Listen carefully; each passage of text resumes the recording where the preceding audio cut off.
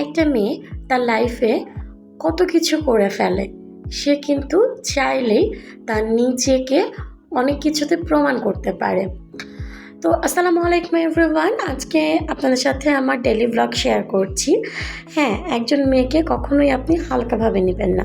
একজন মেয়ে মানুষ যতটাই নরম স্বভাবের হয়, ঠিক ততটাই কিন্তু সে অভিমানও করতে পারে এবং কঠোরও হতে পারে। আমি আমার নিজ হাতে আমার সংসারের সব কাজগুলো করি, কারণ আমার তাতেই ভালো লাগে। নিজের সংসারের কাজ নিজে করতে কোনো লজ্জা নেই। আর আমি কমফোর্ট ফিল করি আমার নিজের কাজগুলো নিজের হাতে করতে। আমার প্রতিদিনের কাজই হচ্ছে এগুলো। মাদ্রাসা থেকে মেয়েকে নিয়ে এসে বিছানা গুছিয়ে তারপরে হচ্ছে দুপুরের জন্য খাবার রান্না করতে বসিয়ে দিই। সেই সাথে ঘর দুয়ার পরিষ্কার করে নিই। আর হ্যাঁ, আমাদের বাসায় তো গ্যাসের খুবই প্রবলেম থাকে, যেহেতু হচ্ছে আমরা লাইনের গ্যাস ইউজ করি না। তো তারপরেও এর মধ্যে টুকটাক করে রান্নাবান্না করে ফেলি দুপুরের জন্য। আর হ্যাঁ, সকালে হচ্ছে মেয়ের জন্য যে নাস্তা নিয়েছিলাম সেটা ছিলই, আর সেটা খাওয়াই হয়নি, তো সেটা আবার রেখে দিচ্ছি। আর হ্যাঁ, যেটা বলছিলাম, মেয়ে মানুষ কিন্তু খুব সহজে খুব যত্ন করে সব কাজ করে, কিন্তু তার যত্নে যদি আপনি অবহেলা করেন, মানে পরিবারের মানুষ যদি অবহেলা করে, তখন কিন্তু সে খুব অভিমান করে। এই তো রান্নাবান্না শেষে আমি একটু ফ্রেশ হয়ে স্কিন কেয়ার করে নিয়েছিলাম। আর হ্যাঁ, এর মাঝখানে খাওয়া দাওয়া করে নিয়েছিলাম। আর ওই যে আগে দেখিয়েছিলাম, আম নিয়ে এসেছিলাম, মেয়ে একটু কাঁচা আমের জুস খেতে চাচ্ছিল।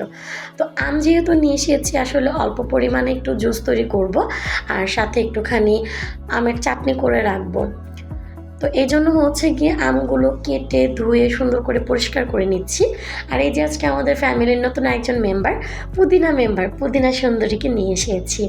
তো এই তো ছাদে চলে গেলাম, তারপর এটাকে রোপণ করে দিলাম, একটু পানি ছিটিয়ে দিচ্ছিলাম। কি সুন্দর লাগছে, তাই না? মাশাআল্লাহ। তো ফ্রেশ আমি হচ্ছে এগুলো নিয়ে চলে আসলাম, সন্ধ্যায় মেয়েকে পড়তে বসাবো। তার আগে তার জন্য একটু আমের জুসটা রেডি করে দিচ্ছি। এই যে আমের জুসটা একদম পারফেক্টলি রেডি হয়ে গিয়েছে। তো দেখুন কি সুন্দর লুক এসেছে। এটা কিন্তু খেতে অনেক ইয়াম্মি ছিল। আর এর মাঝখানে, এগুলো করার মাঝখানে কিন্তু আমি ওকে পড়তেও বসিয়ে দিয়েছিলাম।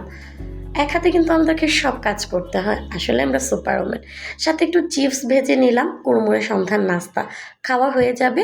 আর এই যে পাশে আমের চাটনি করব দেখে সেটা রেডি করে নিচ্ছি। আর পাশাপাশি এই যে মেয়েকে পড়াচ্ছিলাম, মেয়ের প্রতিদিনের কোথায় কি পড়ছে, তার পড়াশোনা ঠিকঠাক আছে কিনা, এভরিথিং সব কিছু কিন্তু আমাকেই দেখতে হয়।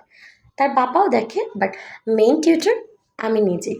আর এই যে আমার বিড়াল মশাইরা বসে আছে। তো রাত্রের খাওয়া দাওয়ার ক্লিপ বা ঘুমোনোর এগুলোর ক্লিপ আর নেওয়া হলো না। সবাই আমার বিড়ালের জন্য দোয়া করবেন, আমাদের জন্য দোয়া করবেন। আমার ব্লগটা কেমন লাগলো সেটা কমেন্টস করে জানাতে একদমই ভুলবেন না। আল্লাহ হাফেজ।